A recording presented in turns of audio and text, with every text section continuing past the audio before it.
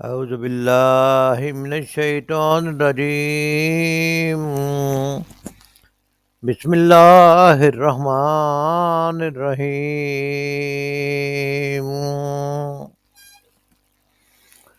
زين للذين كفروا الحياة الدنيا. زینا خوشنما بنا دی گئی، خوبصورت بنا دی گئی، للذینا ان لوگوں کے لیے، کفروا جنہوں نے کفر کیا، الحیات الدنیا دنیا کی زندگی. زینا للذین کفروا الحیات الدنیا خوشنما بنا دی گئی، خوبصورت بنا دی گئی ان لوگوں کے لیے جنہوں نے کفر کیا دنیا کی زندگی. وَيَسْخَرُونَ اور وہ مذاق اڑاتے ہیں، من الذین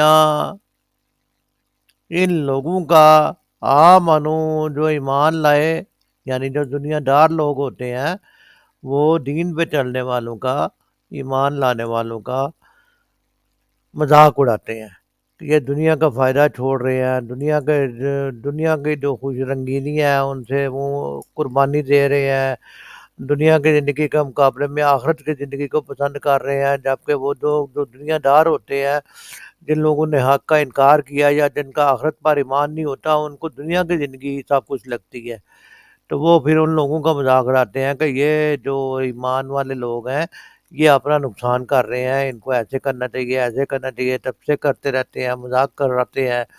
تو اس آیت میں یہی بتایا گیا ہے کہ وہ لوگ جنہوں نے کفر کیا ہے یا جنہوں نے اللہ کی آیات کا انکار کیا ہے، ان کی دنیا کی زندگی میں وہ مگن ہو کے رہتے ہیں، ان کے لیے خوشنما بنا دی گئی ہے دنیا کی زندگی.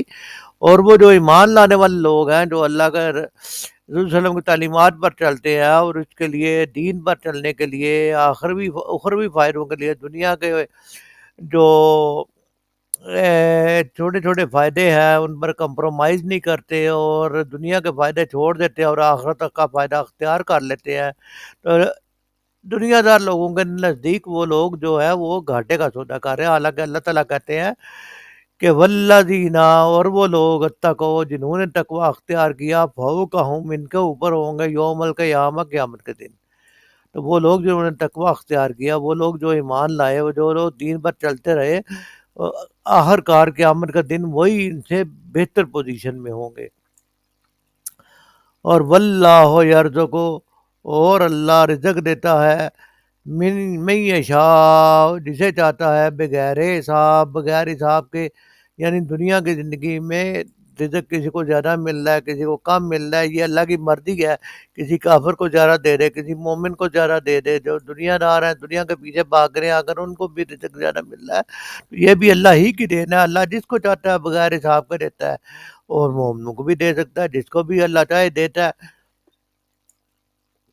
زینا للذین کفروا الحیات الدنیا خوشنما بنا دی گئی ان لوگوں کے لیے جنہوں نے کفر کیا دنیاوی زندگی.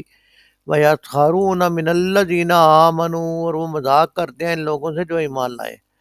وَالَّذِينَ اتَّقَوْا حالانکہ جن لوگوں نے تقوی اختیار کیا ہوگا، فَوْقَهُمْ يَوْمَ الْقِيَامَةِ وہ ان سے بالا تر ہوں گے قیامت کے دن. واللہ یرزق من یشاء بغیر حساب اور اللہ رزق دیتا ہے جسے چاہتا ہے بغیر حساب کے. سورۃ البقرہ کی 212 نمبر آیت جو ہے وہ تلاوت کی گئی ہے. مفہوم اس آیت کا یہ ہے، جن لوگوں نے کفر کی راہ اختیار کی ہے ان کے لیے دنیا کی زندگی بڑی محبوب و دل پسند بنا دی گئی ہے.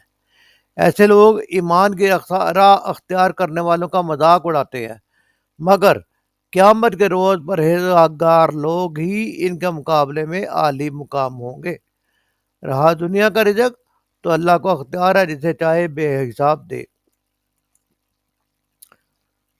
سورۃ بقرہ کی آیت نمبر 212 میں اللہ تعالیٰ نے صاف صاف بتا دیا گیا ہے کہ دنیا کی زندگی ہی سب کچھ نہیں ہے، دنیا کی زندگی میں ہی مگن ہو کر نہیں رہنا چاہیے. یہ جو لوگ آخرت کو بھولے ہوئے ہیں، جنہوں نے کفر کیا اختیار کیا، ان کے لیے تو دنیا کی زندگی بڑی ہی دل پسند بتا دی گئی ہے.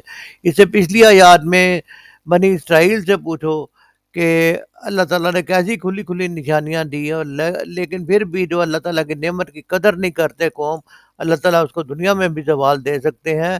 اور اللہ تعالیٰ صاف صاف بتا رہے ہیں کہ صاف اور واضح ہدایات اللہ نے دے دی ہیں، اور اب تو بس اگر پھر بھی لوگ ایمان نہ لائیں تو ان کو اپنا ہی نقصان ہے، اور اس وقت کے سے پہلے پہلے لوگ جو ہے وہ ایمان لے آئے، اللہ تعالیٰ کے راستے پہ چلنے لگ جائیں، جب کہ قیامت کا دن آ جائے یا کوئی اللہ تعالیٰ فیصلہ ہی کر دے، فیصلے کا وقت آ جائے۔ کیوں کہ دنیا کی محبت جو ہے وہ آخرت کو بھولنے کا سبب ہے، یہ جو انسان کی گمراہی کا اصل سبب ہے۔ جن لوگوں نے اللہ کی نعمت ہدایت سے منہ موڑا، قرآن ہمارے لیے ہدایت کا راستہ ہے، اور اس راستے پر چل کر انسان کامیابی حاصل کر سکتا ہے، انبیاء کے راستے پر چل کر انسان کامیابی حاصل کر سکتا ہے۔ اللہ کی آیات کو ماننے کا مطلب یہ ہے کہ اللہ کے آیات پر عمل کرنا، اور اس پر عمل نہ کرنے کو اسے جھٹلانا کہتے ہیں۔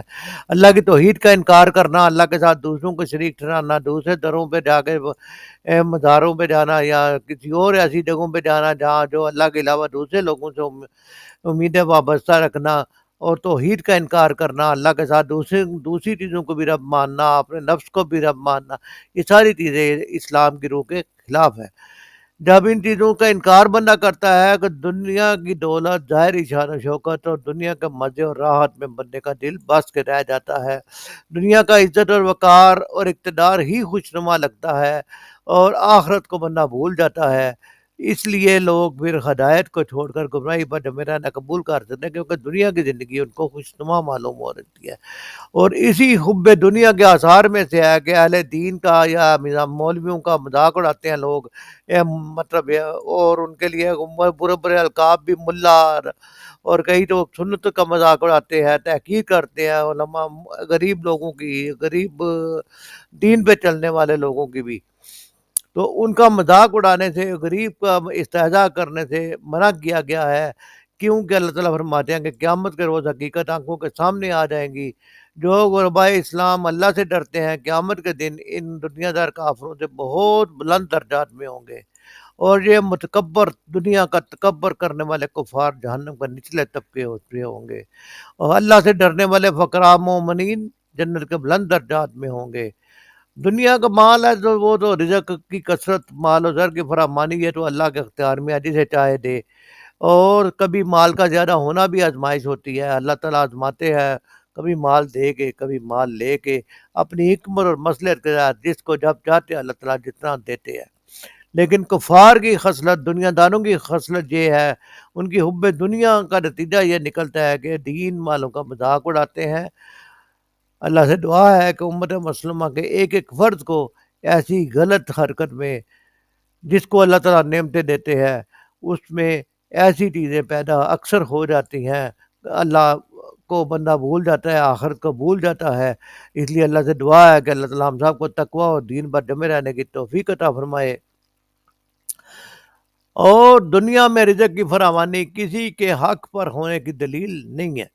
دنیا میں لوگ کہتے ہیں کہ اس کے پاس زیادہ رزق ہے، اس پہ اللہ کی بڑی رحمتیں ہیں، سمجھتے ہیں کہ یہ حق پہ جو دے کر رہا ہے وہ ٹھیک ہے، ایسی بات نہیں ہے۔